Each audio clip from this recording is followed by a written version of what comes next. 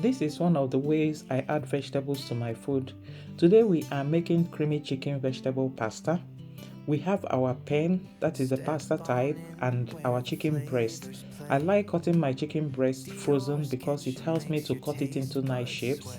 After cutting your chicken breast, you cut your vegetables, the onions, the pepper, the garlic, the carrot, and into the carrot you add some green peas, you add a sweet corn, then cut your bell pepper separately.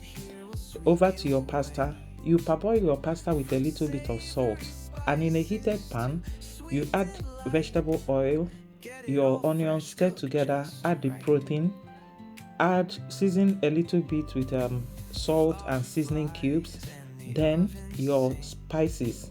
Here I mix together ginger, garlic, curry, thyme, and chicken stock. Then when you have stirred it up a little bit, you add the vegetables, mix again, and cover it up so that it will simmer to soften. If you don't like soft vegetables, you don't overcook.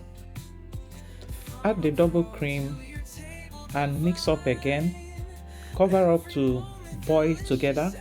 Then you add your pasta, stir up together, and pour in the bell peppers. I always put them at the end of the cooking because they can cook up so easily and they are nice to be crunchy. You mix them together and that's it. Food is ready. Then you serve.